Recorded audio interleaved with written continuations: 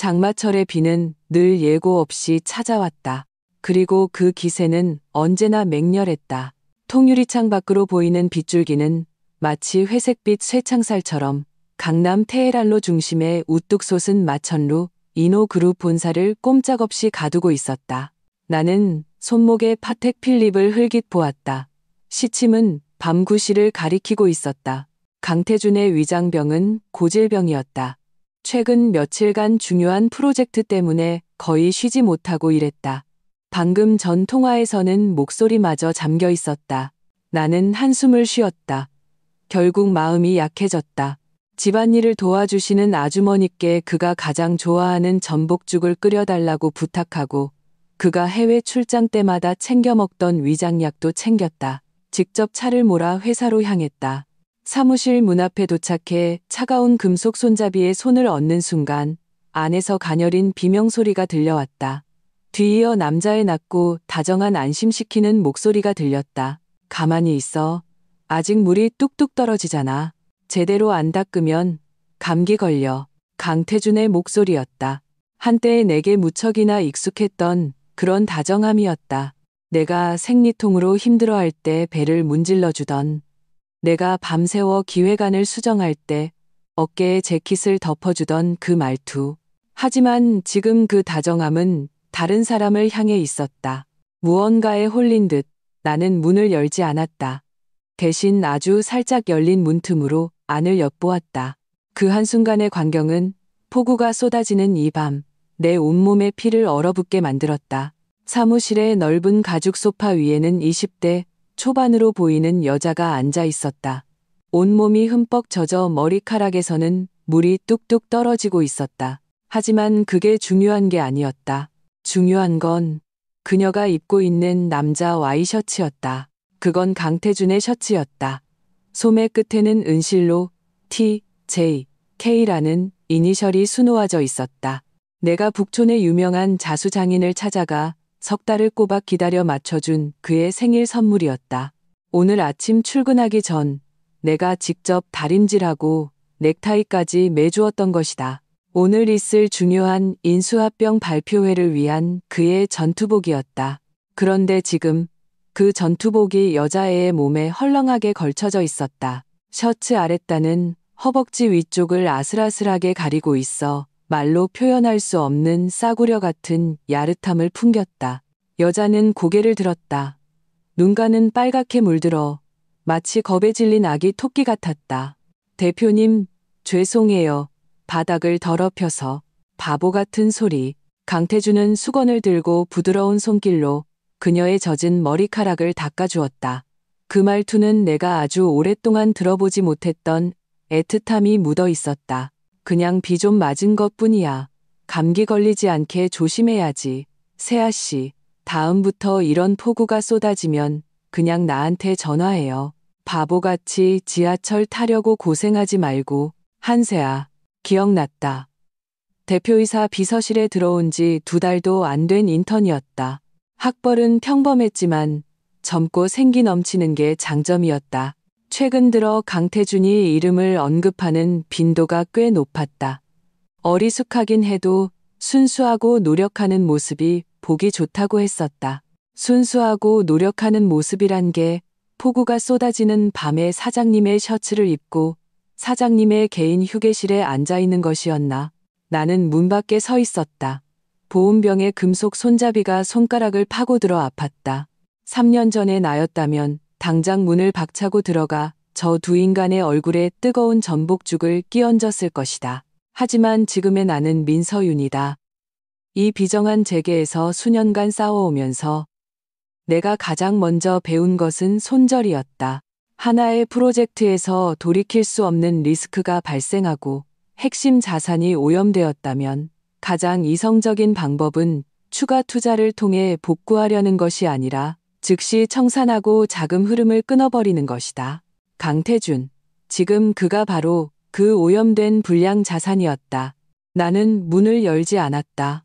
어떤 소리도 내지 않았다. 나는 그저 침착하게 휴대폰을 꺼내 플래시를 끄고 그 문틈 사이로 각도를 잡아 사진을 3장 연속으로 찍었다. 사진 속에는 눈에 거슬리는 흰 셔츠를 입은 여자와 그녀의 어깨에 손을 얹고 있는 강태준의 모습이 담겨 있었다. 두 사람의 그림자는 스탠드 조명 아래 하나로 겹쳐져 더없이 친밀해 보였다. 사진을 찍고 휴대폰을 넣은 뒤 나는 엘리베이터 홀로 발걸음을 옮겼다. 청소 도구 앞 옆 쓰레기통을 지날 때 나는 걸음을 멈췄다. 손에 든 보온병은 아직 따뜻했다. 안에는 내가 3시간 동안 정성껏 끓인 죽이 담겨 있었다. 쾅! 나는 손을 놓았다. 보온병은 쓰레기통 깊숙이 처박히며 둔탁한 소리를 냈다. 잘 가, 강태준. 인호 그룹 빌딩을 나올 때도 폭우는 여전히 쏟아지고 있었다. 운전을 하는 김 기사님은 내가 빈손으로 내려오는 것을 보고 황급히 우산을 들고 마중 나왔다. 사모님 벌써 내려오셨습니까? 대표님께서 모셔다 드리지 않고요. 바쁘시댄다. 나는 뒷좌석에 올라타며 대답했다. 목소리는 고요한 연못처럼 평온했다. 김 기사님, 집으로 가요. 차창 밖에 네온사인이 빗물에 번져 기괴한 색의 얼룩으로 보였다. 나는 등받이에 기댄 채 눈을 감았다. 하지만 머릿속은 이상할 정도로 선명했다. 아픈가? 아프지 않다면 거짓말이다. 어쨌든 내가 7년 동안 뒷바라지한 남자였다. 아무것도 없던 가난한 청년에서 지금의 자리에 올려놓은 강태준이었다. 하지만 마음의 통증보다 더 큰 것은 역겨움이었다. 마치 정성껏 차린 음식에 파리 한 마리가 날아든 것 같은 기분. 그 음식을 다시 먹고 싶은 생각은 들지 않는다. 그저 접시째 버리고 싶을 뿐이다. 버릴 거라면 아주 깨끗하게 미련 없이 버려야 한다. 한남동 UN 빌리지의 저택에 도착했을 때는 밤 10시 반이었다. 집은 텅 비어 있었고 로봇 청소기가 돌아가는 윙윙거리는 소리만 들렸다. 나는 하이힐을 벗어던지고 맨발로 바닥을 밟았다. 큰 등은 켜지 않고 희미한 노란빛의 스탠드 조명 하나만 켜두었다. 나는 얼음물을 한 잔 따라 단숨에 들이켰다. 차가운 액체가 식도를 타고 위장으로 흘러들어가며 마지막 남은 쓸데없는 감정의 불씨마저 꺼뜨렸다. 이제 일을 시작할 시간이다. 나는 노트북을 열고 익숙하게 몇몇 은행 계좌의 관리자 페이지에 접속했다. 강태준과 나는 혼전 계약서를 썼지만 결혼 후 그의 사업을 돕기 위해 4명이의 수많은 펀드와 자산을 인호그룹의 유동성 자금풀에 넣어두었다. 그리고 그에게 비즈니스 접대를 위한 무제한 한도의 가족카드 몇 장을 주었다. 지난 7년간 나는 단 한 번도 그의 계좌를 확인한 적이 없었다. 그것은 신뢰였고 또한 나의 자신감이었다. 하지만 분명 어떤 사람들은 나의 신뢰를 제멋대로 굴 수 있는 자본으로 여겼다. 첫 번째, 자금 차단. 나는 키보드 위에서 빠르게 손가락을 움직여 복잡한 명령어들을 입력했다. 부속 카드 번호 끝자리 8888, 6666 계좌 자금 동결 확인. 유동성 자금 풀에서 민서윤 명의의 모든 금융 자산 인출 확인. 엔터키를 누르자 화면에 녹색의 성공 메시지 창이 연달아 떴다. 이것은 지금 이 순간부터 강태준의 손에 있던 전 세계 어디서든 긁을 수 있었던 블랙카드들이 플라스틱 조각으로 변했다는 것을 의미했다. 이제 그는 200만 원이 넘는 금액을 긁는 순간 한도 초과라는 메시지를 받게 될 것이다. 이 모든 것을 끝내고 나는 노트북을 덮었다. 자리에서 일어나 내가 5년간 살았던 이 집을 둘러보았다. 곳곳에 강태준의 흔적이 남아있었다. 소파 위에 아무렇게나 던져진 넥타이, 테이블 위에 그가 마시다 남긴 와인, 그리고 드레스룸에 줄지어 걸린 값비싼 맞춤 정장들까지 모두 내가 직접 원단을 고르고 청담동의 재단사를 찾아가 맞춘 것들이었다. 나는 이 모든 것들을 보며 그저 눈에 거슬린다고 생각했다.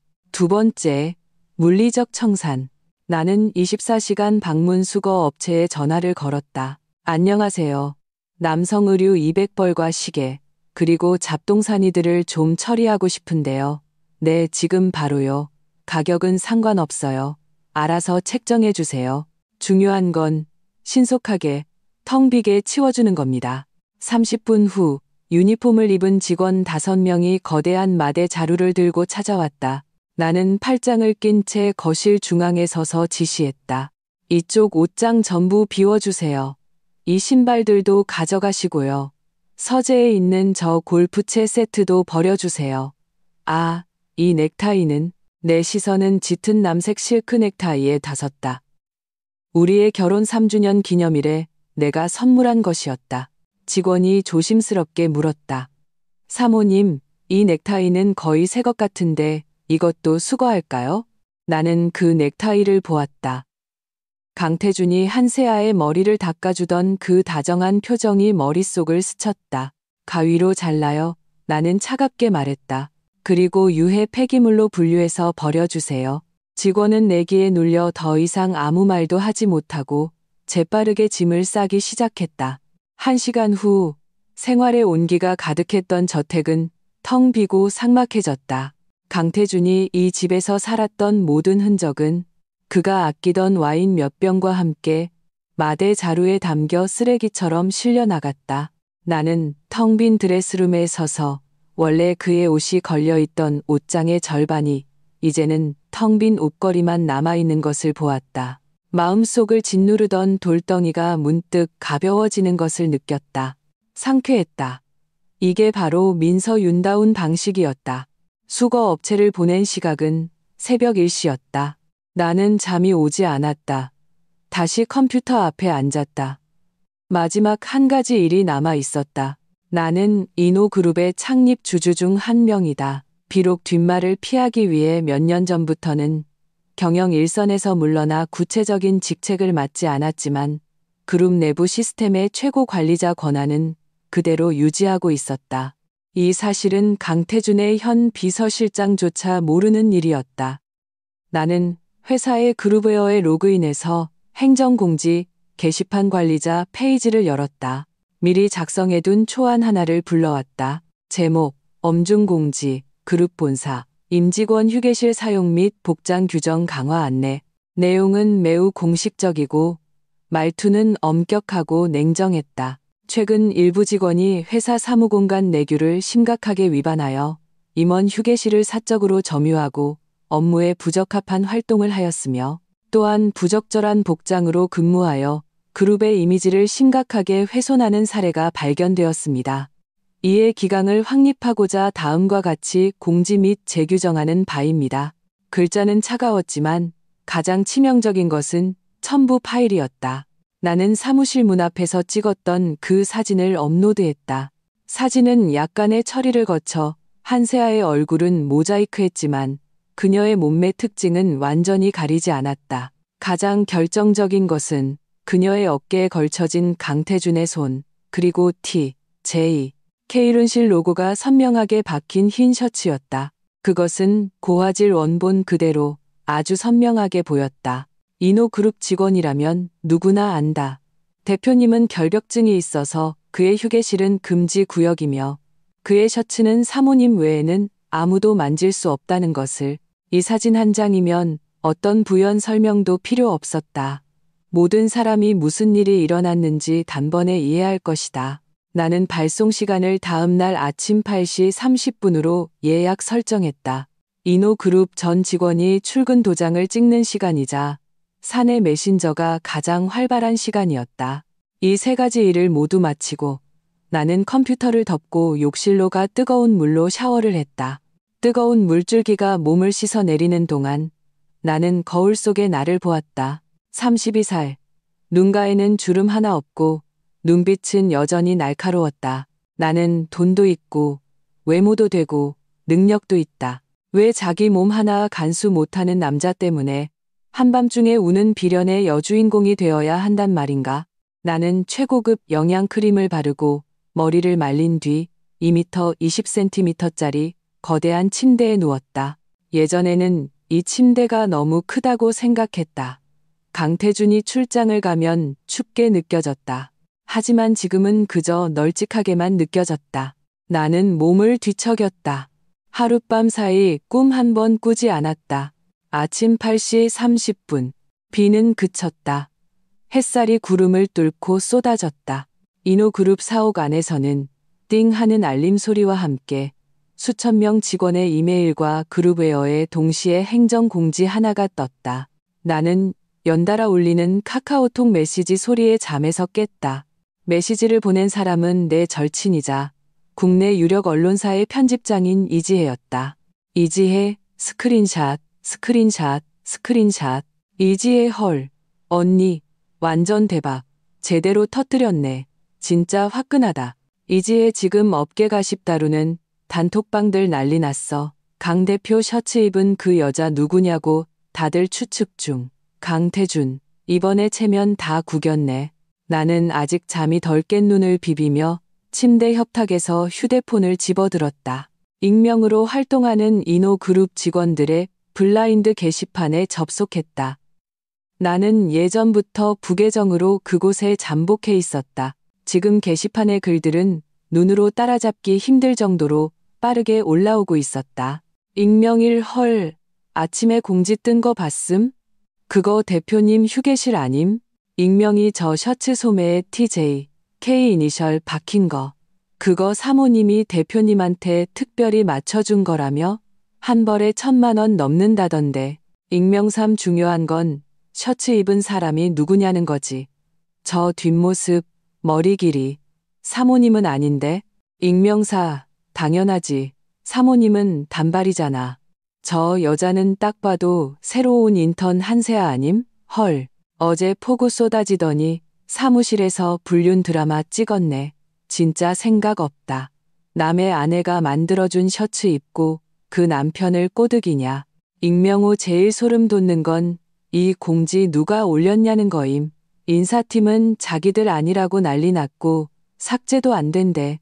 최고 관리자 권한으로 잠겨 있다고 함. 익명육 누구긴 누구겠어. 이 정도 수완에 이 카리스마. 우리 회사 그 전설의 수렴청정 사모님 말고 또 누가 있겠냐. 나는 화면을 보며 입꼬리를 살짝 올렸다. 이게 바로 내가 원했던 효과였다. 한세아처럼 지름길로 가려는 여자에게 개인적인 경고나 욕설은 아무런 타격도 주지 못한다. 오히려 남자에게 가서 애교를 떨며 위로를 받을 미천이 될 뿐이다. 오직 그녀를 치욕의 기둥에 묶어 이 업계에서 완전히 사회적으로 매장시키는 것만이 가장 효과적인 공격이다. 그리고 강태준. 그는 체면을 목숨처럼 여기는 남자다. 그는 언제나 이노그룹의 수장으로서 사생활이 깨끗하고 아내를 극진히 사랑하는 애처가 이미지를 구축하는 데 힘써왔다. 이 사진 한 장이면 그의 모든 위선을 갈기갈기 찢어놓기에 충분했다. 30분 후 저택의 현관문에서 지문 인식 잠금 장치가 해제되는 소리가 들렸다. 뒤이어 급하고 묵직한 발걸음 소리가 억누르지 못한 분노를 담은 채 2층 침실로 향했다. 민서윤. 침실 문이 거칠게 열렸다. 강태준이 문 앞에 서 있었다. 얼굴은 잿빛이었고 넥타이는 비뚤어져 있었다. 잔뜩 격분해서 달려온 것이 분명했다. 그의 손에는 아직 휴대폰이 들려 있었고 화면에는 바로 그 공지 메일이 떠 있었다. 너 미쳤어? 강태준이 달려들어 휴대폰을 침대 위로 내던졌다. 지금 내가 무슨 짓을 하고 있는지 알아? 이건 사내 인트라넷이야. 수천 명이 보고 있다고. 이런 걸 올리면 내 체면은 뭐가 되고 회사 이미지는 뭐가 되는데. 나는 화장대 앞에 앉아 천천히 립스틱을 바르고 있었다.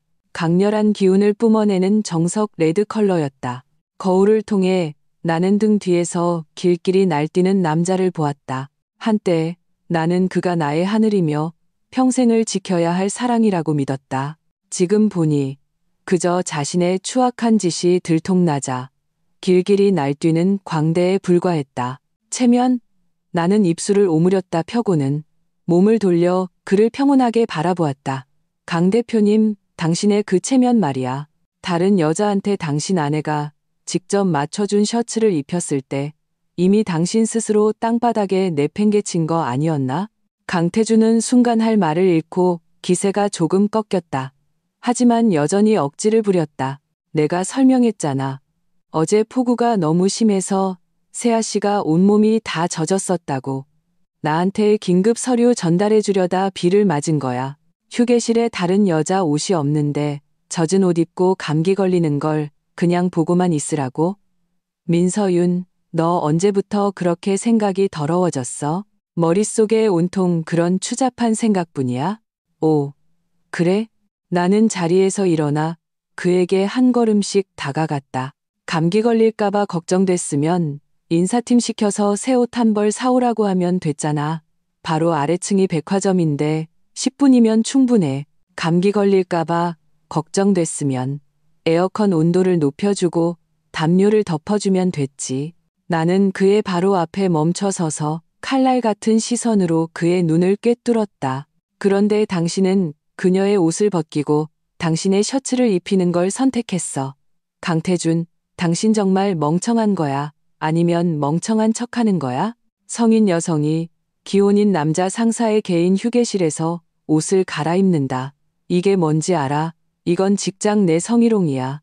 아니면 간통의 서막이거나 너, 강태준의 얼굴이 시뻘개졌다. 말도 안 되는 소리. 나와 세아 씨는 아무 일도 없었어. 깨끗하다고. 아무 일 있었는지 없었는지는 당신 마음이 제일 잘 알겠지.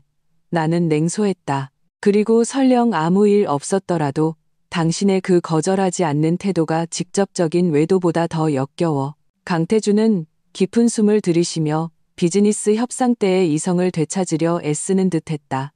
좋아. 그 일은 내가 신중하지 못했다고 치자. 하지만 너도 사적인 감정으로 회사 시스템을 이용해서 그런 공지를 올리면 안 됐어. 지금 세아 씨가 회사에서 얼굴도 못 들고 다닌다는 거 알아? 이제 막 졸업한 어린애야. 네가 이러면 걔 인생 망가뜨리는 거라고. 인생을 망가뜨려? 나는 세상에서 가장 우스운 농담이라도 들은 듯했다. 강태준, 똑똑히 알아둬. 걔 인생을 망가뜨린 건 내가 아니야. 바로 너야. 네가 걔한테 쓸데없는 환상을 심어줬고 네가 걔가 선을 넘는 행동을 묵인했기 때문이야. 나는 그냥 당신들이 한 짓을 사실 그대로 보여줬을 뿐인데 뭘 할 땐 좋았는데 책임지기는 싫어. 강태준은 내 말에 아무런 반박도 하지 못했다. 그는 초조하게 넥타이를 잡아당기며 방안을 훑어보다가 문득 무언가 이상한 점을 발견하고 굳어졌다. 침대 협탁에 있던 우리의 결혼 사진이 사라졌다. 옷걸이에 걸려있던 그의 잠옷도 보이지 않았다. 심지어 공기 중에 희미하게 남아있던 그가 늘 쓰던 향수 냄새마저 사라졌다. 내 물건들은? 그가 미간을 찌푸리며 물었다. 집에 도둑이라도 들었어? 나는 침대 옆으로 걸어가 베개 밑에서 서류 한 뭉치를 꺼내 그의 품에 툭 던졌다. 도둑이 든 게 아니라 쓰레기가 들었지. 그래서 사람 불러서 대청소 한번 싹 했어. 강태준은 무의식 중에 서류를 받아들고는 고개를 숙여보고는 동공이 급격히 수축했다. 하얀 종이 위에 검은 글씨, 제목은 선명하게 이혼 합의서라고 적혀 있었다. 사인해. 나는 팔짱을 낀 채 마치 오늘 날씨를 얘기하듯 가벼운 어조로 말했다. 사인하면 내가 해명공지 올려줄게. 인사팀의 업무 착오였고 그냥 훈련 상황이었다고. 당신 체면도 지켜주고 당신의 그 소중한 비서 명예도 지켜주지. 이혼? 강태준은 마치 꼴이라도 밟힌 듯 목소리가 한 옥타브 높아졌다. 얼굴에는 믿을 수 없다는 표정이 가득했다. 민서윤, 지금 이혼으로 날 협박하는 거야? 고작 이런 시시한 일 때문에? 너도 참 유치하다. 우리가 결혼한 지 3년이야. 이 집에 있는 그의 말은 중간에 멈췄다. 텅 빈 드레스룸을 보았기 때문이다. 한때 내가 깔끔하게 정리해 두었던 그의 왕국과도 같았던 공간이 지금은 그저 하얀 벽만 덩그러니 남아 있었다. 생전 처음 느껴보는 공포가 그의 둔한 감각을 타고 서서히 기어 올라왔다. 너, 진심이야? 그가 고개를 들었다. 그의 눈빛에는 마침내 당혹감이 서려 있었다. 나는 그를 보았다. 연민과 결의가 뒤섞인 눈빛으로. 강태준, 나 민서윤은 사업할 때 장난치지 않아. 사람 관계도 마찬가지야. 내가 그 여자애가 그 셔츠를 입는 걸 지켜본 그 순간부터 우리 사이는 이미 끝났어. 이제 내 집에서 나가. 강태준은 그 이혼 합의서를 뚫어지게 쳐다보았다.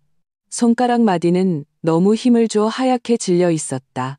그는 내 얼굴에서 장난기라도 찾아내려는 듯했다. 아주 작은 토라진 기색이라도 좋았다. 하지만 그는 실패했다. 내 눈빛은 이미 폐기 처분된 재무제표를 검토하는 것처럼 평온했다. 분노도 미련도 없었다. 그저 사무적인 냉담함 뿐이었다.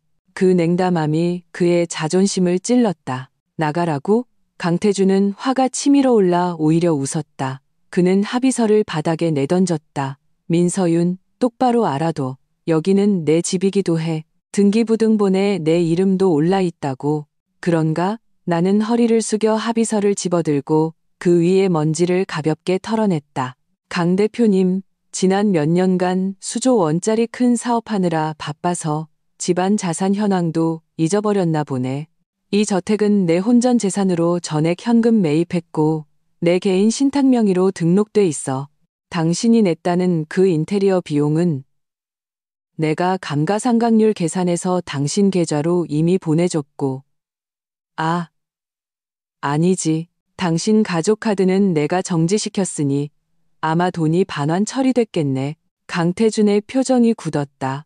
그제야 그는 결혼 당시 자신의 자존심을 세우기 위해 혼전 계약서에 서명했던 것을 기억해냈다. 양측의 혼전 재산은 각자 소유로 한다는 조항이었다. 그때 그는 마기노 그룹을 물려받아 기반이 불안정했고 여자 덕에 성공한 남자라는 소리를 듣기 싫어 안간힘을 쓰던 때였다. 한때 그의 자존심을 지켜주었던 그 계약서가 이제는 그를 맨몸으로 쫓아내는 근거가 될 줄 누가 알았겠는가. 그리고 나는 현관문을 가리켰다. 이 집의 보안 시스템 내가 전부 초기화했어. 당신 지문, 얼굴 인식, 그리고 비밀번호까지 전부 삭제됐어. 10분 줄게. 당신 신분증이랑 개인 소지품 챙겨서 나가. 10분 뒤에는 경비 부를 거야. 강태준은 깊은 숨을 들이쉬었다. 가슴이 격하게 오르내렸다. 그는 평생 이런 취급을 받아본 적이 없었을 것이다. 좋아. 아주 좋아. 그는 고개를 끄덕였다. 눈빛은 음산했다. 민서윤, 너 독하다. 하지만 두고 봐. 후회하게 될 거야. 내가 너 없이 못 살 것 같아? 그는 드레스룸으로 달려가 갈아입을 옷이라도 찾으려는 듯했다. 하지만 서랍을 열자 텅 비어 있었고 옷장을 열어도 텅 비어 있었다. 양말 한 켤레 남아있지 않았다. 그는 그 자리에 얼어붙었다. 그의 뒷모습이 조금은 우스꽝스러워 보였다. 말했잖아. 쓰레기는 쓰레기통에 있어야 한다고. 나는 문틀에 기댄 채 여유롭게 그를 바라보았다. 당신 물건들 어젯밤에 방문 수거 업체가 다 가져갔어. 듣자 하니 꽤 괜찮은 맞춤 정장들은 상간벽지 어려운 이웃들에게 기부할 예정이라던데. 강 대표님도 좋은 일 하셨네. 강태준이 급 돌아섰다. 그의 눈에서는 불이 뿜어져 나올 것 같았다. 민서윤, 너 정말 너무하는군. 피차 일반이지. 나는 미소 지었다. 휴게실에서 당신이 한 짓에 비하면 내 방식은 그저 정중한 답례일 뿐이야. 결국 강태준은 어제 입었던 그 구겨진 양복 차림으로 경비 아저씨의 이상한 눈초리를 받으며 씁쓸하게 저택 단지를 떠났다. 나는 그의 차가 시야에서 사라지는 것을 보았다. 마음속의 마지막 미련마저 완전히 사라졌다. 나는 신파극에 젖어 있을 시간이 없었다. 휴대폰이 울렸다. 회사 법무팀의 박 이사였다. 민 대표님, 강 대표님께서 방금 미친 듯이 전화를 하셔서 왜 카드들이 전부 안 긁히냐고 따져 물으셨습니다. 그리고 재무팀에서도 대표님께서 유동성 자금풀에서 거액의 자금을 인출하셔서 오늘 결제해야 할 협력업체 대금 2건을 제때 처리하지 못하게 되었다고 어떻게 해야 할지 묻고 있습니다. 박 이사는 내 최측근이었다. 그의 목소리에는 조심스러운 탐색의 기미가 묻어 있었다. 재무팀에는 원칙대로 처리하라고 전해요. 나는 통유리창 앞으로 걸어가 비가 갠 뒤 맑게 갠 파란 하늘을 보았다.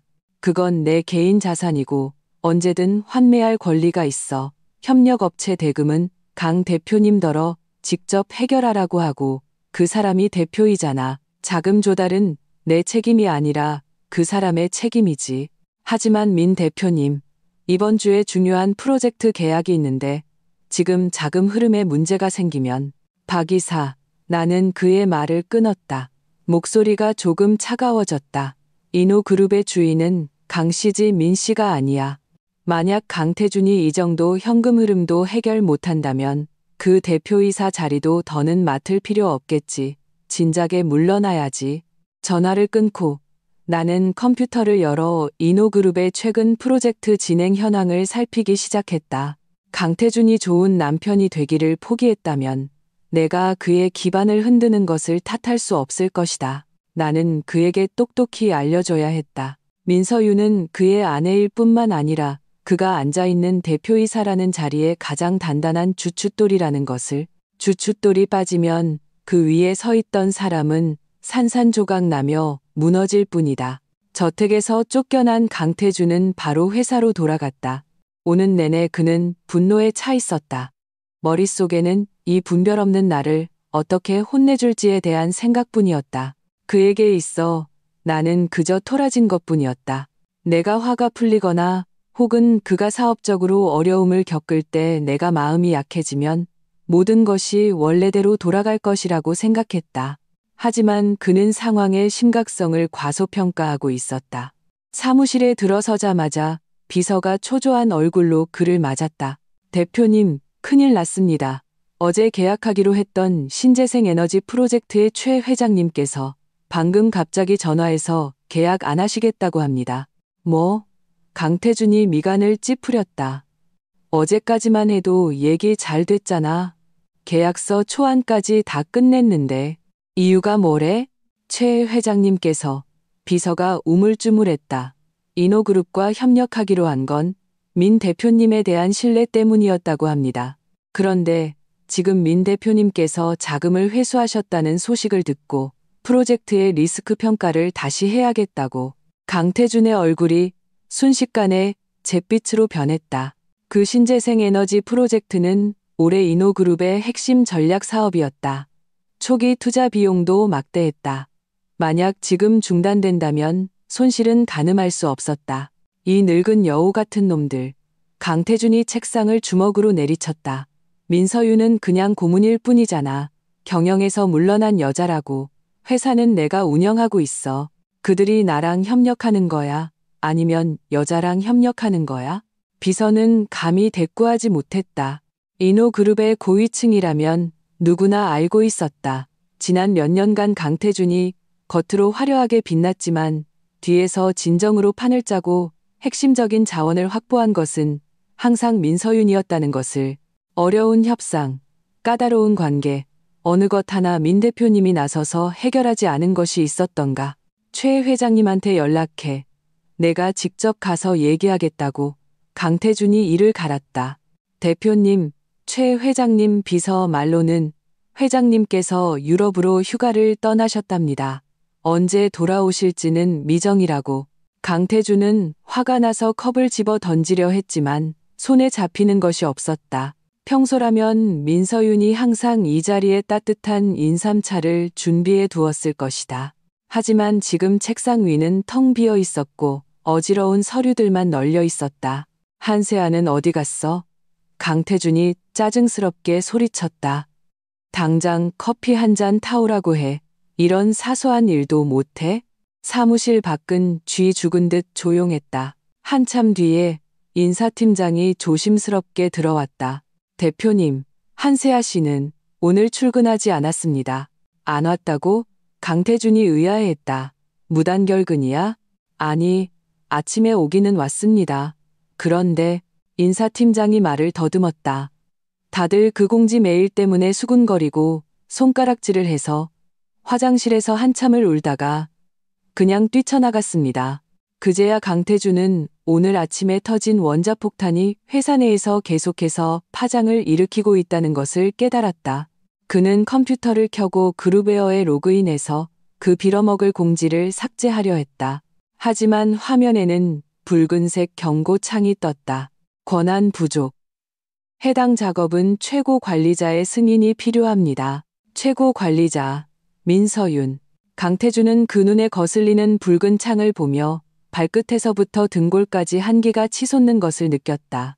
그는 처음으로 이 회사에서 자신의 권력이 사실상 허수아비였다는 것을 깨달았다. 아니, 민서윤에 의해 부드러운 방식으로 단단히 잠겨 있었던 것이다. 이제 그 자물쇠는 풀렸다. 하지만 그는 자유로워진 것이 아니라 심연으로 떨어진 것이었다. 바로 그때 한세아에게서 전화가 왔다. 강태주는 화면에서 깜빡이는 이름을 보며 잠시 망설이다가 결국 전화를 받았다. 전화기 너머로 여자의 무너지는 울음소리가 들려왔다. 흐흑, 태준 오빠. 저 죽고 싶어요. 다들 저를 욕해요. 제가 여우 같은 년이라고. 전 정말 아니에요. 전 그냥 열심히 일하고 싶었을 뿐인데 왜 서윤 언니가 저한테 이렇게까지 하는 걸까요? 태준 오빠라는 그 한마디에 강태준의 마음이 무너져 내렸다. 남자의 보호 본능이 그 순간 극에 달했다. 그에게 있어 한세아는 이 재벌가 부부싸움의 무고한 희생자였고 강하고 포악한 민서윤에게 권력으로 짓밟히는 가련한 존재였다. 울지 마. 내가 있잖아. 강태준은 목소리를 부드럽게 낮추었다. 회사의 산더미처럼 쌓인 문제들은 까맣게 잊은 채였다. 어디야? 내가 지금 그리로 갈게. 저 한강 다리 위에 있어요. 세상이 너무 차가운 것 같아요. 바보 같은 짓 하지 마. 거기 꼼짝 말고 서 있어. 기다려. 강태준은 전화를 끊고 차키를 집어들고 밖으로 뛰쳐나갔다. 비서가 뒤따라오며 외쳤다. 대표님, 10분 뒤에 임원회의 있으십니다. 작은 문제 때문에 이사님들 다 와 계세요. 연기해. 강태준은 뒤도 돌아보지 않았다. 사람 목숨이 달린 일이야. 더 중요한 일이 있어. 비서는 그 자리에 멍하니 서서 대표가 쏜살같이 사라지는 뒷모습을 보았다. 그리고 회의실에 모여있는 굳은 표정의 이사들을 보았다. 그는 어쩔 수 없이 고개를 저었다. 그는 휴대폰을 꺼내 민서윤에게 카카오톡 메시지를 보냈다. 민 대표님, 강 대표님께서 한세아 씨를 찾으러 이사회를 팽개치고 나가셨습니다. 2분 후 민서윤에게서 간단한 이모티콘 하나가 답장으로 왔다. 우아하게 커피를 들고 있는 고양이 그림과 함께 팝콘이나 튀겨와라는 문구가 적혀 있었다. 강태준이 한강다리에 도착했을 때 한세아는 얇은 흰색 원피스를 입고 맨발로 난간에 서 있었다. 긴 머리는 바람에 흩날리며 금방이라도 떨어질 듯 위태로워 보였다. 그 모습은 마치 한 폭의 처연한 유화처럼 아름다웠다. 누가 봐도 치밀하게 연출된 장면이었다. 세아 씨, 강태준이 달려가 그녀를 난간에서 끌어내려 품에 꼭 안았다. 미쳤어요? 태준 오빠. 한세아는 그의 품에 쓰러지듯 안기며 비에 젖은 꽃처럼 처연하게 울었다. 저 이제 얼굴 들고 못 살아요. 온 회사가 저를 비웃는데 차라리 죽는 게 나아요. 누가 감히 당신을 비웃어. 내가 다 잘라버릴 거야. 강태준은 가슴이 찢어지는 듯했다. 그는 자신의 재킷을 벗어 그녀를 감싸주었다. 걱정 마. 내가 있잖아. 민서윤 그 미친 여자. 다시는 당신을 해치지 못하게 할 거야. 한세아는 그의 품에서 몸을 떨었다. 하지만 그녀의 눈 뒤에는 승리의 빛이 스쳐 지나갔다. 그녀가 고개를 들어 강태준을 애처롭게 바라보았다. 하지만 서윤 언니는 너무 강하잖아요. 그분은 높으신 사모님이고 저는 그냥 작은 인턴일 뿐인데 저는 그분을 이길 수 없어요. 누가 이길 수 없대. 강태준이 냉소했다. 아무리 강해봤자 내 아내일 뿐이야. 이제 그 여자랑 이혼할 거야. 그러면 아무것도 아니게 돼.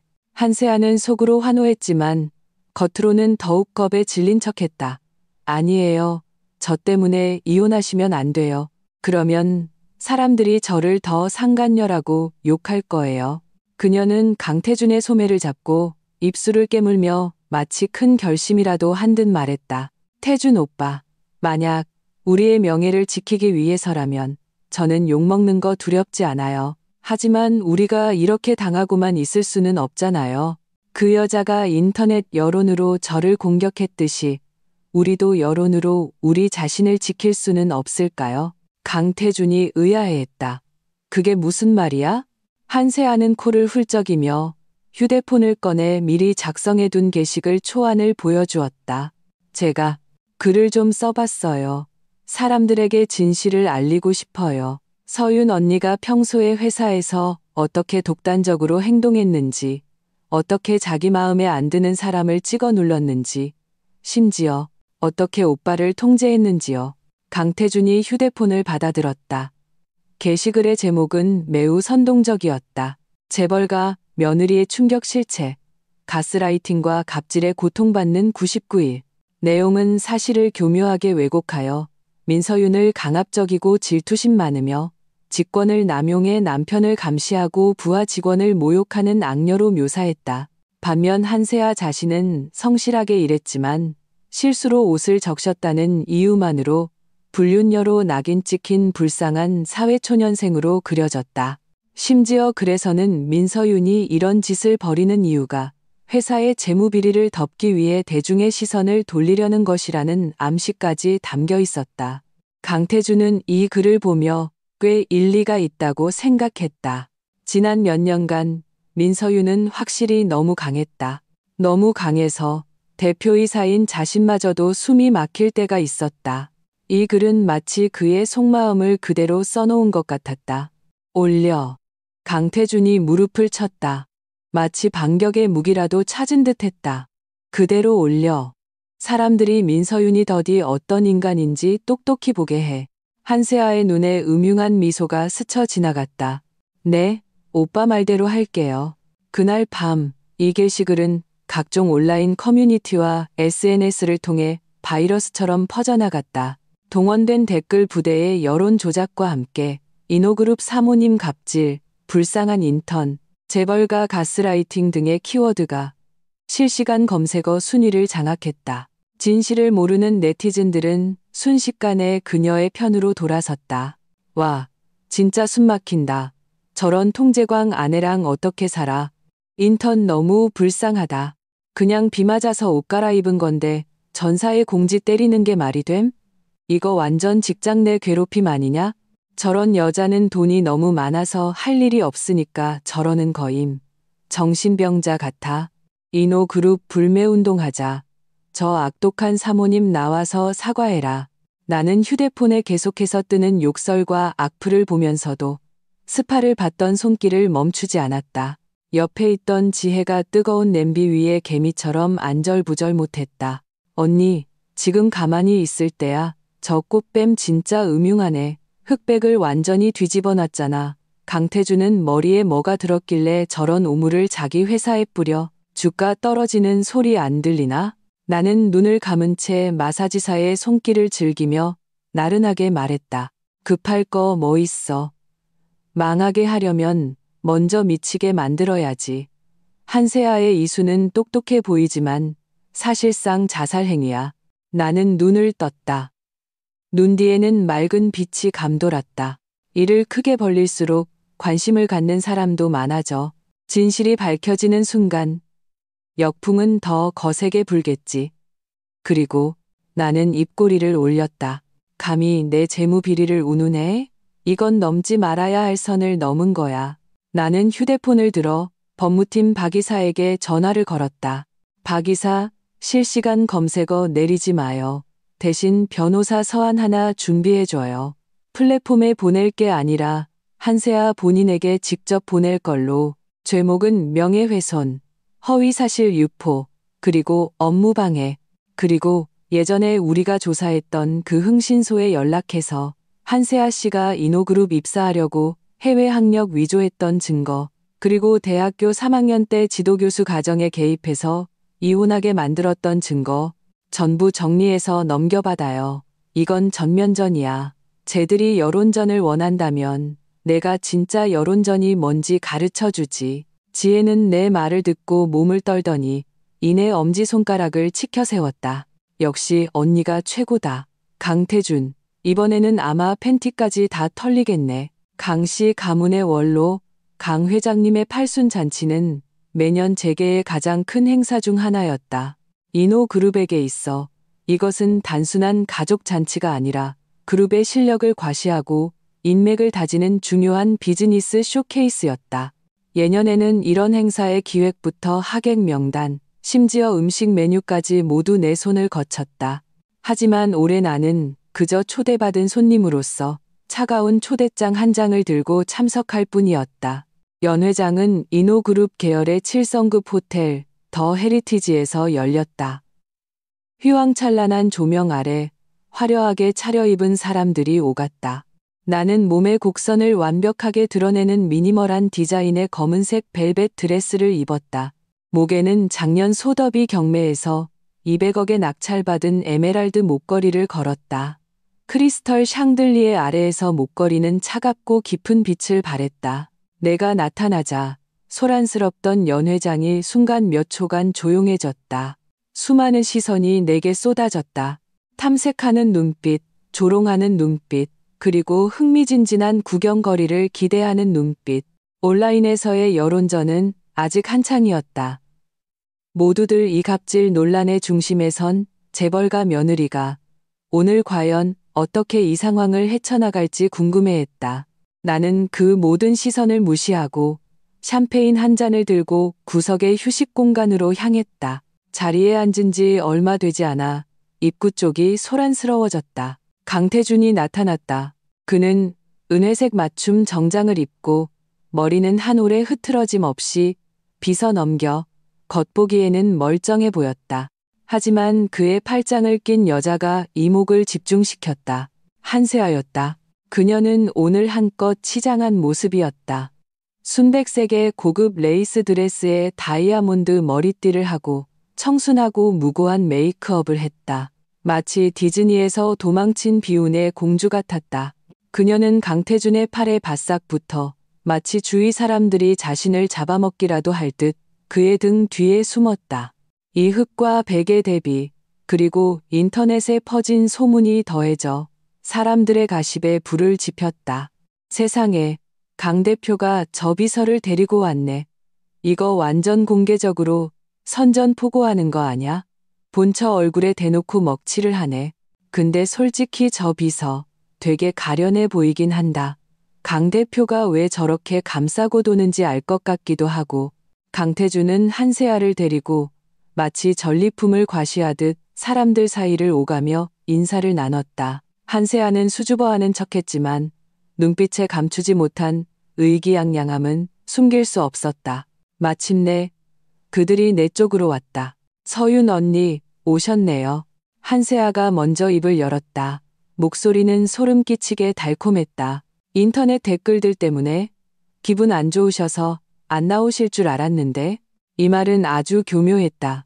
나의 현재 처지를 짚어주면서 동시에 내가 뻔뻔하다고 비꼬는 것이었다. 나는 손에 든 샴페인 잔을 흔들었다. 눈꺼풀조차 들어 올리지 않았다. 강 회장님 팔순 잔치인데 내가 주주로서 당연히 와서 장부 확인이라도 해야지. 그런데 한세아 씨는 무슨 자격으로 참석한 거죠? 개인 비서? 아니면? 나는 그녀를 위아래로 훑어보았다. 내 시선은 그녀의 손목에 채워진 반짝이는 다이아몬드 팔찌에 답었다. 나는 가볍게 웃었다. 아니면 이 팔찌 진열대? 한세아의 얼굴이 하얗게 질리며 무의식적으로 손목을 감쌌다. 이건 태준 오빠가 제 생일 선물로 사준 거예요. 아, 그거 지난 시즌 반클리프 아펠 사은품이잖아요. 나는 담담하게 말했다. 매장에서 5천만 원 이상 구매하면 주는 거. 강 대표님, 요즘 자금 사정이 좀 안 좋으신가 보네. 본품은 못 사주고 사은품으로 어린애 환심이나 사다니. 주위에서 낮은 웃음소리가 터져나왔다. 강태준의 얼굴이 순식간에 솥뚜껑처럼 시커매졌다. 그의 카드는 정지되었고 최근 자금 사정이 좋지 않았던 것은 사실이다. 저 팔찌는 그가 예전에 받아두었던 선물 상자들을 뒤져서 찾아낸 것이었다. 내가 그것을 사람들 앞에서 폭로한 것은 그의 뺨을 대놓고 후려친 것이나 다름없었다. 민서윤, 너 여기서 비아냥거리지 마. 강태준이 분노를 터뜨렸다. 오늘은 할아버지 생신이야. 괜히 분란 일으키지 마. 세아 씨는 내 파트너야. 너보다 여기 있을 자격이 충분해. 파트너? 나는 눈썹을 치켜 올렸다.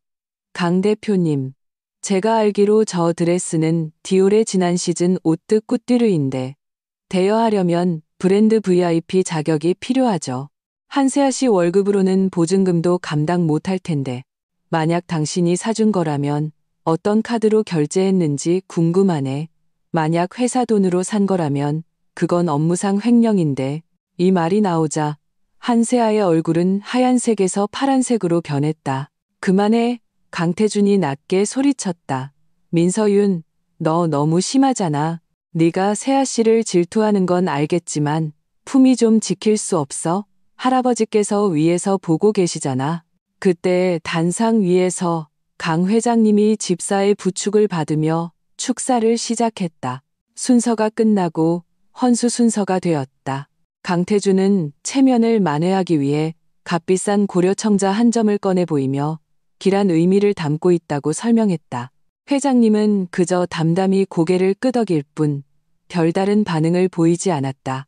내 차례가 되었다. 나는 샴페인 잔을 내려놓고 단상 위로 올라갔다. 할아버님. 나는 회장님을 향해 가볍게 고개를 숙였다. 손주 며느리는 할아버님께서 그런 속물적인 금은보화를 좋아하지 않으신다는 걸 잘 압니다. 지난 몇 년간 인호그룹이 판교의 그 부지를 인수해서 신사옥을 지으려고 했지만 계속 협상이 잘 안 되었지요. 나는 핸드백에서 서류 봉투 하나를 꺼내 두 손으로 공손히 건넸다. 이건 판교 부지 인수 의향서입니다. 상대편 회장님께서 이미 서명하셨습니다. 인호그룹에서 도장만 찍으면 이 땅은 이제 인호그룹의 것이 됩니다. 장내가 술렁였다. 판교의 그 땅은 노른자위 중에 노른자위였다. 수많은 기업이 그 땅을 노리고 있었다. 강태준이 1년 내내 매달렸지만 상대편 얼굴조차 몇 번 보지 못했다. 그런데 민서윤이 소리 소문 없이 해낸 것이다. 강 회장님의 눈이 순간 반짝였다. 그는 떨리는 손으로 서류를 받아들고 몇 장을 넘겨보았다. 흥분해서 수염까지 떨릴 정도였다. 좋아, 아주 좋아. 서윤아, 역시 네가 할아버지 마음을 가장 잘 아는구나. 이래야 우리 강씨 가문의 며느리지. 강태준은 단상 아래 서 있었다. 그의 손에 들린 고려청자는 순간 빛을 잃었다. 그는 그 서류를 뚫어지게 쳐다보았다. 눈에는 충격과 질투가 넘실거렸다. 그는 내가 이런 상황에서 이런 왕의 패와 같은 카드를 꺼내 들 줄은 꿈에도 몰랐다. 이것은 단순한 선물이 아니었다. 이것은 적나라한 실력의 과시였다. 나는 몸을 돌려 높은 곳에서 강태준과 한세아를 내려다보았다. 강 대표님, 사업이나 사람이나 실력으로 하는 겁니다. 동정심을 사거나 불쌍한 척해서 되는 게 아니에요. 이 계약서는 내가 인호그룹에 주는 마지막 선물이라고 생각하세요.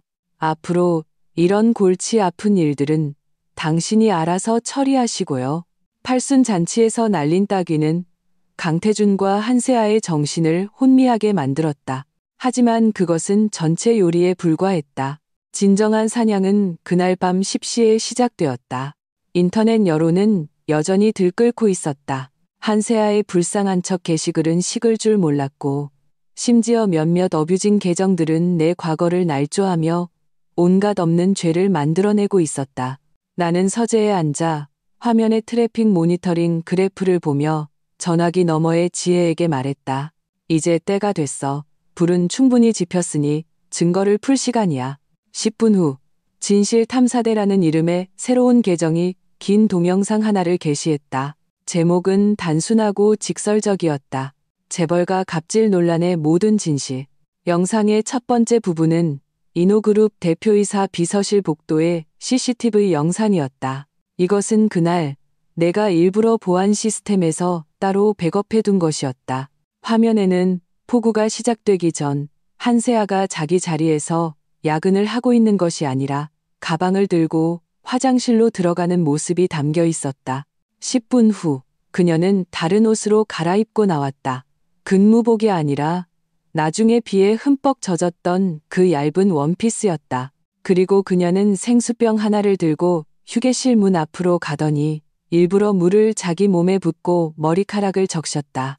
그런 다음 문을 열고 들어갔다. 영상에는 전문가의 자막 해설이 덧붙여졌다. 이것이 소위 폭우를 뚫고 긴급 서류를 전달했다는 상황의 진실입니다. 비는 복도에서 내렸습니다. 영상의 두 번째 부분은 상세한 학력 조사 보고서였다. 보고서에 따르면 한세아의 이력서에 기재된 해외에 이름 없는 대학의 금융 석사 학위는 사실상 서류상으로만 존재하는 유령 학교였다. 그녀의 실제 학력은 국내의 한 지방 대학이었고 심지어 재학 중 품행 문제로 징계를 받은 기록까지 있었다. 증거로는 당시 그녀 때문에 가정이 파탄난 교수의 전 부인 인터뷰 녹취록까지 첨부되었다.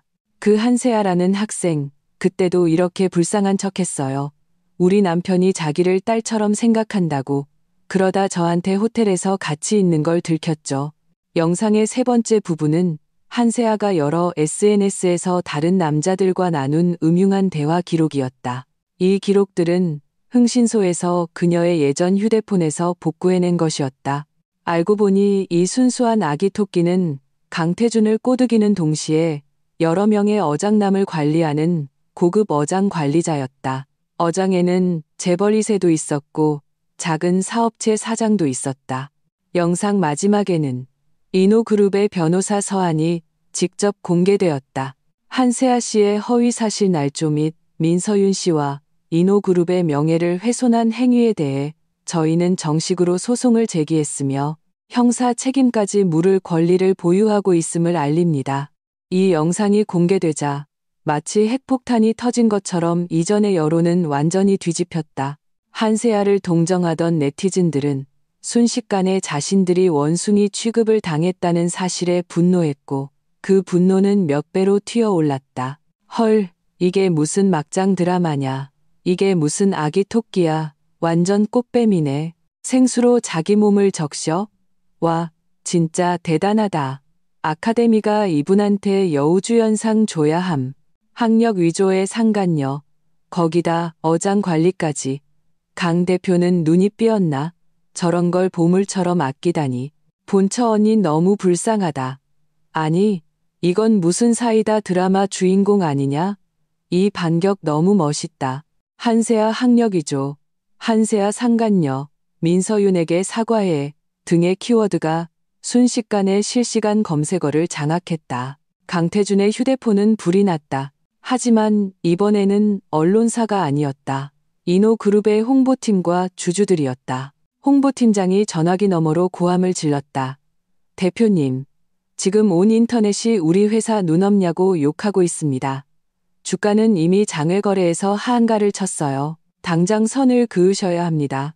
당장 한세아 씨 해고하세요. 강태준은 소파에 주저앉아 그 영상 증거들을 보며 머리가 윙윙 울렸다. 그는 옆에 있는 한세아를 돌아보았다. 지금 한세아는 휴대폰을 든 채 덜덜 떨고 있었고 얼굴은 종이장처럼 하얘져 있었다. 그녀는 자신이 끝났다는 것을 알았다. 모든 위선이 갈기갈기 찢겨나갔다. 그녀는 이 사회에서 완전히 사망 선고를 받은 것이나 다름없었다. 이거 다 진짜야? 강태준이 쉰 목소리로 물었다. 한세아가 갑자기 무릎을 꿇고 강태준의 다리를 붙잡았다. 태준 오빠, 제발 제 말 좀 들어주세요. 그건 다 옛날 일이에요. 저는 오빠를 진심으로 사랑해요. 꺼져. 강태준이 그녀를 발로 찼다. 마치 바이러스 덩어리를 걷어차는 듯했다. 그는 마침내 자신이 이런 여자 때문에 무엇을 잃었는지 깨달았다. 수조 원짜리 프로젝트를 성사시킬 수 있는 현명한 아내를 잃었고 회사의 대들보를 든든히 받쳐줄 파트너를 잃었다. 그리고 무엇보다 자신을 진정으로 사랑하고 자신의 자존심을 지켜주었던 아내를 그는 휴대폰을 꺼내 떨리는 손으로 내 번호를 눌렀다. 고객님께서 전화를 받을 수 없어. 나는 그를 차단했다. 여론 반전은 시작에 불과했다. 진정한 결정타는 이사회에서 터졌다. 월요일 오전 이노그룹은 긴급 이사회를 소집했다. 회의실의 분위기는 장례식장처럼 무거웠다. 모든 주주들이 굳은 얼굴로 상석에 앉은 강태준을 못마땅한 눈으로 쳐다보고 있었다. 지난 며칠간 이노그룹의 주가는 15%나 폭락했고 시가총액은 수조 원이 증발했다. 이 모든 사태의 원인은 대표이사의 사생활 문란과 사람 보는 눈의 부재 때문이었다. 강 대표, 가장 연장자인 이사가 먼저 포문을 열었다. 이번 일로 그룹은 막대한 명예 및 경제적 손실을 입었습니다. 저희는 현재 당신의 상태로는 더 이상 대표이사직을 수행하기에 부적합하다고 판단합니다. 이건 일시적인 혼란일 뿐입니다. 강태준이 변명하려 했다. 한세아는 이미 해고했고 사과문도 발표했습니다. 그리고 급한교 프로젝트는 민서윤만 서명해주면 바로 시작할 수 있습니다. 주가는 다시 회복될 겁니다. 민 대표님이 서명해 주실까요? 노이사가 냉소했다. 저희가 민 대표님께 연락해봤습니다. 그 프로젝트 인수 의향서는 본인 개인 명의로 협상한 것이라고 하시더군요. 이노그룹에 넘길 의향은 있지만 한 가지 전제 조건이 있다고 했습니다. 강태준의 마음에 한 줄기 희망이 싹 댐다. 무슨 조건입니까? 그 사람만 돌아와 준다면 어떤 조건이든 다 들어주겠습니다. 조건은 노이사가 말을 멈추고 날카로운 눈빛으로 말했다. 대표이사 해임안을 발동하는 것입니다. 당신, 강태준이 대표이사 자리에 단 하루라도 앉아 있는 한 그 프로젝트는 이노그룹에 넘어오지 않을 것이라고요. 강태준은 벼락이라도 맞은 듯했다. 그는 믿을 수 없다는 듯 회의실 문을 쳐다보았다. 문이 열렸다. 나는 깔끔한 흰색 정장 차림으로 하이힐을 신고 걸어 들어왔다. 내 뒤에는 나의 변호인단이 따르고 있었다. 민서윤, 강태준이 자리에서 일어섰다. 목소리가 떨렸다. 너, 나를 완전히 끝장내려는 거야? 나는 회의 테이블의 반대편으로 걸어가 의자를 빼고 앉았다. 태연자약한 모습이었다. 강 대표님, 이건 비즈니스 협상입니다. 감정적으로 대하지 마시죠. 나는 서류 한 부를 테이블 중앙으로 밀었다. 이건 제 주식 의결권 위임 철회서입니다. 지난 몇 년간 당신의 경영권을 지지하기 위해 제가 보유한 15%의 지분에 대한 의결권을 당신에게 위임했었죠. 이제 그 의결권을 회수하겠습니다. 나는 주위의 주주들을 둘러보며 옅게 미소 지었다. 그리고 여기 계신 여러 이사님들의 지지까지 더해서 이제 제게는 51%가 넘는 의결권이 있습니다. 따라서 저는 강태준 씨의 대표이사직 해임을 제안합니다. 그리고 전문 경영인 팀이 회사 운영을 맡도록 하는 것을 건의합니다. 동의합니다. 노이사가 가장 먼저 손을 들었다. 동의합니다. 동의합니다. 하나둘씩 손이 올라갔다. 강태준은 이 모든 것을 보며 얼굴이 잿빛으로 변했다. 몸이 휘청이며 의자에 주저앉았다. 그가 자랑스러워하던 권력, 그의 목숨과도 같았던 이노그룹이 이 순간 피 한 방울 흘리지 않고 내 손에 넘어왔다. 왜? 그가 중얼거렸다. 붉게 충혈된 눈으로 나를 보았다. 서윤아, 난 내 남편이잖아. 우리 7년의 세월이 있는데 어떻게 이렇게까지 잔인할 수 있어? 나는 그를 보았다. 눈빛은 한 점의 파동도 없이 평온했다. 강태준, 내가 그 상간녀를 감싸면서 나를 악독하다고 비난하고 내 인생을 망가뜨리려고 했을 때 너는 내가 내 아내라는 걸 생각했어? 내가 온 인터넷이 나를 욕하도록 내버려 두고 내 명예를 짓밟아서 그녀를 감싸주려고 했을 때 7년의 세월을 생각했냐고. 나는 자리에서 일어나 온매무새를 가다듬었다. 나는 너한테 기회를 줬어. 그날 밤 네가 그녀에게 그 셔츠를 입히지만 않았더라도 혹은 일이 터진 직후에 내 편에 서주기만 했더라도 하다못해 사과 한마디만 했더라도 우리는 이 지경까지 오지 않았을 거야. 내가 내 손으로 너의 퇴로를 막아버린 거야. 이제 사인해. 사인하면 이사라는 명예직 하나는 남겨줄게. 매년 배당금이나 받으면서 노후는 보낼 수 있을 거야. 만약 사인하지 않으면 나는 몸을 숙여 그의 귓가에 속삭였다. 그럼 몇 년 전에 당신이 탈세하려고 해외 페이퍼 컴퍼니 통해서 자금 돌린 그 장부 좀 들춰볼까? 국세청에서 아주 좋아할 것 같은데. 강태준이 확 고개를 들었다. 공포에 질린 눈으로 나를 보았다. 그것은 그의 가장 큰 비밀이었다. 그는 완벽하게 처리했다고 생각했다. 내가 이미 그 증거를 손에 쥐고 있을 줄은 꿈에도 몰랐을 것이다. 그는 떨고 있었다. 한참 뒤 그는 떨리는 손으로 펜을 들었다. 해임안에 서명하는 순간 나는 눈물 한 방울이 종이 위에 떨어지는 것을 보았다. 악어의 눈물이었다. 아무런 가치도 없는 나는 그 서명을 보았다.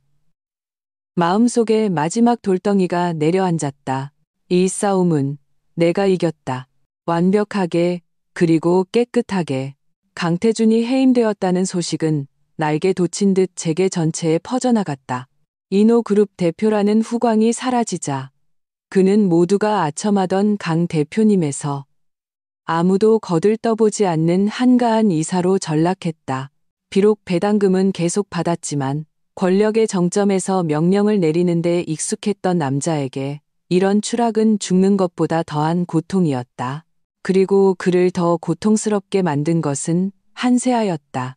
한세아는 이노그룹에서 해고된 후 평판이 바닥을 쳐 어디에서도 일자리를 구하지 못했다. 그녀는 인터넷 악플에 시달려 문 밖으로 나가지도 못하고 결국 기생충처럼 강태준의 오피스텔에 빌붙어 살았다. 저택은 내가 회수했고 그는 예전에 사두었던 평범한 아파트에 살 수밖에 없었다. 처음에는 두 사람 사이에 동병상련의 감정이 싹트는 듯했다. 하지만 시간이 흐르면서 가난한 부부는 100가지 슬픔을 겪는다는 말이 현실이 되었다. 강태준은 권력을 잃자 성격이 포악해지고 쉽게 화를 냈다. 걸핏하면 술을 마시고 물건을 붙잡다. 한세아는 강태준이 권력을 잃자 더 이상 얻을 것이 없다는 것을 깨닫고 그가 무능하다고 무시하기 시작했다. 심지어 몰래 예전 어장 속의 남자들에게 연락했다. 이 모든 것은 나의 감시 아래 있었다. 그날 오후 나는 새로 인수한 회사에서 회의를 하고 있었다. 휴대폰이 진동했다. 흥신소에서 동영상 하나를 보내왔다. 영상 배경은 강태준의 오피스텔이었다. 화면 속에서 한세아는 섹시한 슬립을 입고 휴대폰을 보며 교태를 부리고 있었다. 목소리는 느끼했다. 왕 사장님, 저 진짜 보고 싶어요. 그 무능력자, 요즘 매일 술만 마셔서 저도 짜증나 죽겠어요. 사장님께서 제 카드값만 해결해 주시면 오늘 밤에 제가 갈게요. 바로 그때 현관문이 열리는 소리가 들렸다. 술에 취한 강태준이 돌아왔다. 그는 그 말을 똑똑히 들었다. 이 천한 것. 강태준이 달려들어 한세아의 휴대폰을 빼앗아 바닥에 내던지고 그녀의 뺨을 후려쳤다. 누구랑 통화하는 거야? 누가 무능력자야? 내가 너를 먹여 살리고 입혀주는데 나한테 이럴 수 있어? 한세아는 맞고 멍해졌다가 뺨을 감싸 쥐고 소리를 질렀다. 강태준, 내가 감히 날 때려? 내가 뭔데? 넌 이제 그냥 무능력자잖아. 대표이사도 아니면서 아직도 잘난 척이야. 너 때문이 아니었으면 내가 이렇게 됐겠어? 난 원래 재벌 2세한테 시집 갈 수도 있었어. 네가 내 인생을 망쳤다고. 내가 널 망쳤다고? 강태준이 기가 막혀 웃었다. 두 눈은 핏발이 서 있었다. 내가 너 때문이 아니었으면 민서윤이랑 이혼했겠어? 회사를 잃었겠냐고? 내년이 우리 집에 들어온 재수없는 X이야. 두 사람은 서로 뒤엉켜 싸웠다. 폭우가 쏟아지던 밤에 연출했던 그 애틋함과 다정함은 이제 가장 원시적이고 추악한 상호 비방으로 변해 있었다. 한세아는 강태준의 얼굴을 핥히었고 강태준은 한세아의 머리채를 잡아뜯었다. 결국 이웃의 신고로 두 사람은 모두 경찰서에 끌려갔다. 나는 이 영상을 보고 표정 없이 재생을 껐다. 그리고 서류 한 부에 서명했다. 그것은 한세아에 대한 추가 고소장이었다. 이전의 명예훼손죄 외에 나는 업무상 횡령 혐의를 추가했다. 이전의 장부를 확인했을 때 한세아가 재직 중에 강태준의 계정을 이용해 몰래 자신의 명품 가방 영수증을 처리한 것을 발견했다. 금액은 누적 5억 원이 넘었다. 이것은 그녀를 몇 년간 감옥에 보내기에 충분한 금액이었다. 그리고 강태준은 지금 그의 이 비참한 몰골을 보는 것이 그에게 내릴 수 있는 최고의 벌이라고 생각했다. 한세아가 경찰에 연행되던 날 강태준은 완전히 무너졌다. 그는 마침내 자신의 곁에 있던 모든 것이 허상이었음을 깨달았다. 오직 민서윤이 그에게 주었던 것만이 진짜였다. 그는 미친 듯이 나를 찾기 시작했다. 전화가 연결되지 않자 그는 내 회사 앞으로 찾아와 기다렸다. 경비에게 제지당하자 그는 내 집 문 앞에 와서 무릎을 꿇었다. 그날도 폭우가 쏟아졌다. 나는 CCTV 화면 속에서 저택 대문 앞에 무릎 꿇고 흠뻑 젖은 채 떨고 있는 남자를 보았다. 마음속에는 어떤 파동도 일지 않았다. 한때 나는 그가 비를 맞는 것을 얼마나 두려워했던가. 빗방울 하나라도 그의 몸에 떨어지면 나는 가슴이 아팠다. 그런데 지금 나는 그가 빗속에서 떨고 있는 모습을 보며 그저 길 잃은 유기견을 보는 듯한 기분이었다. 나는 우산을 쓰고 밖으로 나갔다. 쇠로 된 대문 너머로 강태준이 고개를 들었다. 얼굴에는 빗물인지 눈물인지 분간할 수 없는 액체가 흘러내렸다. 서윤아. 그의 목소리는 쉬어 있었다. 내가 잘못했어. 내가 정말 잘못했어. 제발, 제발 이번 한 번만 용서해주면 안 될까? 너 아직 나 사랑하잖아. 그렇지? 우리 7년의 세월이 있는데. 내가 이렇게 쉽게 모든 걸 버렸을 리가 없어. 그는 내 옷자락이라도 잡으려는 듯 손을 뻗었지만 대문에 가로막혔다. 서윤아, 내가 돌아오라고만 하면 나 뭐든지 다 할게. 앞으로는 다른 여자 쳐다보지도 않을게. 내 집은 전부 너한테 넘길게. 내 비서든 운전기사든 뭐든 다 할게. 제발 나를 버리지만 말아줘. 나는 그의 비굴한 애원을 보며 그저 비웃음만 나왔다. 한때 그렇게 당당하고 거만했던 강 대표님은 어디로 갔을까? 강태준. 내가 입을 열었다. 빗소리 속에서 내 목소리는 유난히 선명하게 들렸다. 그날 밤 폭우, 기억나? 강태준이 흠칫하며 시선을 피했다. 그날 밤 나는 너한테 약을 갖다 주러 갔었어. 나는 문 앞에서 내가 한세아의 머리를 닦아주는 걸 봤고 내 셔츠를 그녀에게 입혀주는 걸 봤고 그녀에게 다정하게 말을 거는 걸 봤어. 그때 나도 비를 맞고 있었어. 내 마음이 비를 맞고 있었지. 너는 단 1초라도 내가 슬퍼할 거라는 생각을 해본 적 있어? 없었지. 너는 오직 내 어린 비서가 감기에 걸릴까봐 걱정했을 뿐이야. 나는 말을 멈추고 입가에 차가운 미소를 지었다. 이제 너도 비를 맞았네. 기분이 어때? 춥지? 강태준의 온몸이 떨렸다. 얼굴이 하얗게 질렸다. 서윤아, 내가 잘못했어. 그때는 내가 귀신에 뿌린 거였어. 아니, 넌 귀신에 낄 게 아니야. 나는 그의 말을 끊었다. 너는 민서윤이 영원히 떠나지 않을 거라고 생각했던 거야. 너는 내가 이 저택처럼 영원히 이 자리에서 너를 기다릴 거라고 생각했지. 내가 밖에서 무슨 짓을 하고 돌아오든 내가 문을 열어주고 죽을 끓여줄 거라고. 하지만 내가 틀렸어. 나는 가방에서 마지막 서류 한 부를 꺼냈다. 정식 이혼 판결문이었다. 법원에서 막 보내온 것이었다. 증거가 확실하고 내가 약간의 힘을 쓴 덕분에 판결은 빨리 나왔다. 법적으로 우리는 이제 아무 관계도 아니야. 이 집도, 이 회사도, 그리고 나라는 사람도 너와는 상관없어. 나는 판결문을 대문 틈으로 밀어 넣었다.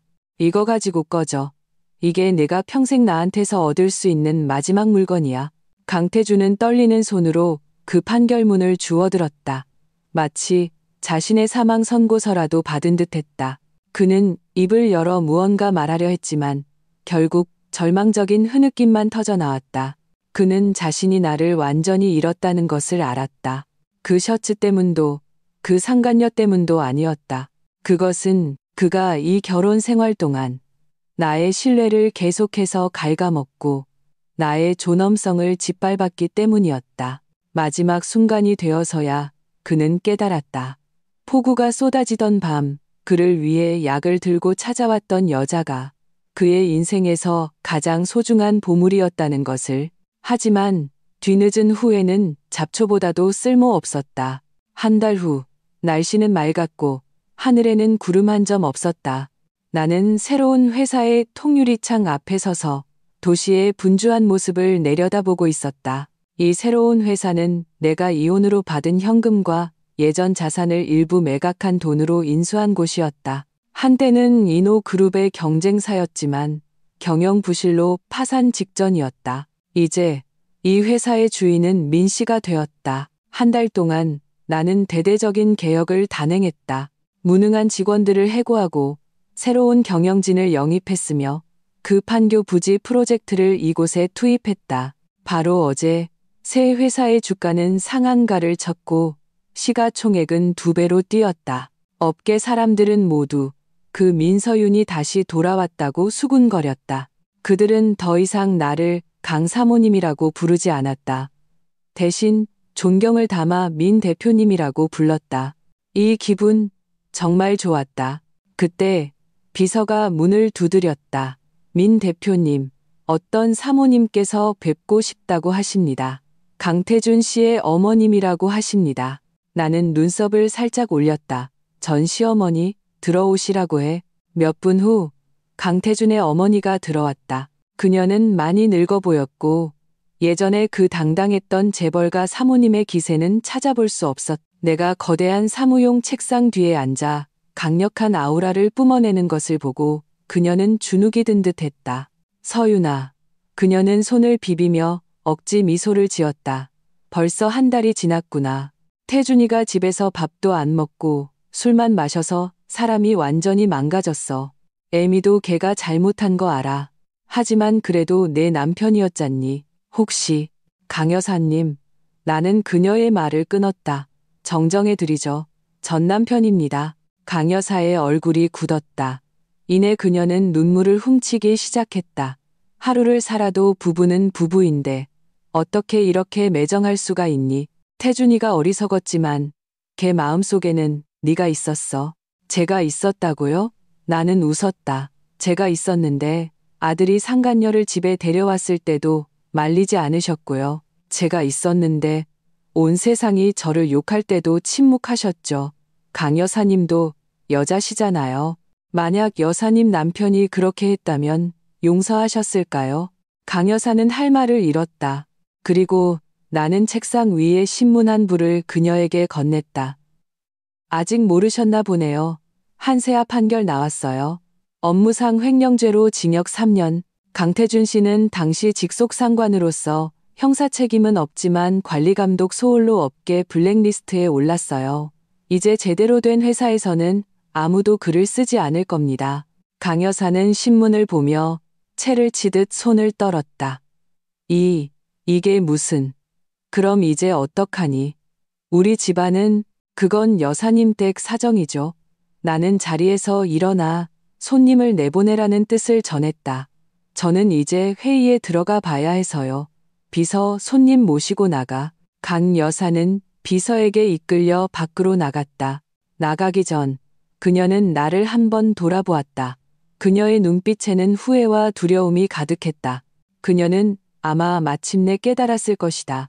예전에 자기 앞에서 온순하고 현명했던 며느리가 발톱 없는 아기 고양이가 아니었다는 것을, 그저 잠들어 있던 암사자였을 뿐이다.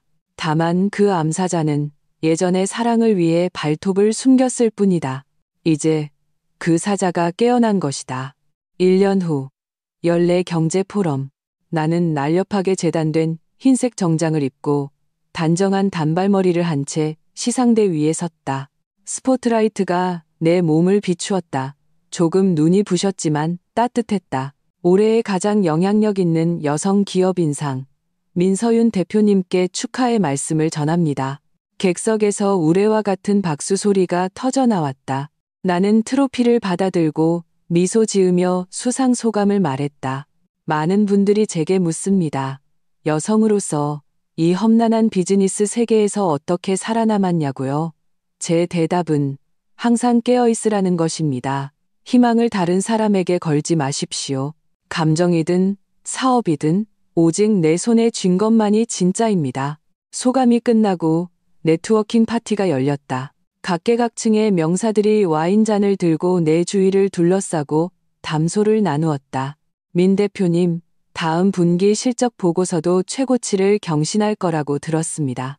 민 대표님, 그 AI 프로젝트에 저희도 관심이 많습니다. 언제 한번 이야기 나눌 수 있을까요? 나는 여유롭게 응대하며 존중받고 인정받는 이 기분을 즐겼다. 바로 그때 내 시야의 한 구석에 어떤 그림자가 들어왔다. 강태준이었다. 그는 많이 말랐고 유행이 지난 낡은 정장을 입고 있어 조금은 초라해 보였다. 그는 값싼 와인 한 잔을 들고 그림자 속에 숨어 사람들 속에 나를 탐욕스럽고도 비굴하게 바라보고 있었다. 그의 눈빛에는 후회, 연모, 그리고 깊은 절망이 담겨 있었다. 그는 한 걸음 앞으로 나오려는 듯했다. 내게 와서 인사를 건네고 싶어 하는 것 같았다. 하지만 그가 움직이는 순간 옆에 있던 경호원에게 제지당했다. 선생님, 여기는 VIP 구역입니다. 초대장을 보여주십시오. 강태준은 당황하며 평범한 일반 입장권을 꺼냈다. 그가 온갖 연주를 동원해 겨우 구한 외부인용 티켓이었다. 저는 민 대표님을 압니다. 저는 그는 전 남편이라는 두 글자를 차마 입에 담지 못했다. 경호원이 그를 경멸적으로 쳐다보며 차갑게 말했다. 죄송합니다. 여기는 초대받은 손님만 들어올 수 있습니다. 외부 구역으로 돌아가 주십시오. 강태준의 얼굴이 시뻘개졌다. 결국 그는 쓸쓸하게 구석으로 물러날 수밖에 없었다. 나는 이 모든 광경을 보았다. 마음은 놀랍도록 평온했다. 복수의 쾌감도 연민도 없었다. 마치 나와는 아무 상관없는 행인 일을 보는 듯했다. 한때 그는 나의 세상 전부였다. 이제 그는 내 인생이라는 드라마에서 이미 촬영이 끝난 조연일 뿐이다. 나는 몸을 돌려 더 이상 그를 보지 않았다. 계속해서 옆에 있는 파트너들과 담소를 나누었다. 포럼이 끝나고 나는 주차장에서 한 사람을 만났다. 강태준이 아니었다. 예전에 그 법무팀장 박이사였다. 박이사는 아직 이노그룹에 다니고 있었지만 상황이 썩 좋지 않다고 들었다. 이노그룹은 이제 전문 경영인 팀이 운영하고 있었고 내부 갈등이 심하며 실적도 계속 하락하고 있었다. 나를 본 박이사는 조금 흥분한 듯했다. 민 대표님, 오랜만입니다. 오랜만이네요, 박이사님. 나는 정중하게 고개를 끄덕였다. 그게, 박이사가 망설이다가 결국 말을 이었다. 강 대표, 아니, 강태준 씨가 대표님께 전해달라는 말이 있습니다. 차 문을 열려던 내 손이 잠시 멈칫했다. 무슨 말인데요? 그날 밤 일이 자기 인생에서 가장 큰 실수였다고 합니다. 회사를 잃었기 때문이 아니라 당신을 잃었기 때문이라고요. 만약 다시 돌아갈 수 있다면 그날 밤 폭우 속에서 반드시 당신을 쫓아나갔을 거라고, 비에 맞아 죽더라도 당신을 붙잡았을 거라고 했습니다. 박 이사는 말을 마치고 조심스럽게 내 안색을 살폈다. 나는 몇 초간 침묵했다. 그리고 웃었다. 마치 구름이 흩어지듯 가벼운 웃음이었다. 박 이사님, 그 사람에게 이렇게 전해주세요. 이 세상에 만약은 없다고, 그리고 설령 다시 돌아간다 해도 그는 똑같이 행동했을 거라고. 왜냐하면 본성은 변하지 않으니까요. 진정한 참회는 모든 것을 잃은 뒤에 흘리는 눈물이 아니라 가졌을 때 소중함을 아는 것입니다. 그는 그걸 몰랐고 그래서 자격이 없어요. 말을 마치고 나는 차에 올라탔다. 차문을 닫았다. 쾅 하는 소리와 함께 바깥의 소음과 그리고 과거의 모든 조걸이 차단되었다. 박 이사는 그 자리에 서서 멀어져가는 고급 세단을 보며 길게 한숨을 쉬었다. 그는 알았다. 한때 온통 강태준뿐이었던 민서유는 다시는 돌아오지 않을 것이라는 것을. 초여름의 동해 바다. 짠 내에 섞인 바람이 불어왔다. 나는 혼자 차를 몰아 해안 도로를 질주했다. 차창을 열자 바람이 내 짧은 머리를 흩날렸다. 오디오에서는 내가 가장 좋아하는 재즈 음악이 흘러나오고 있었다.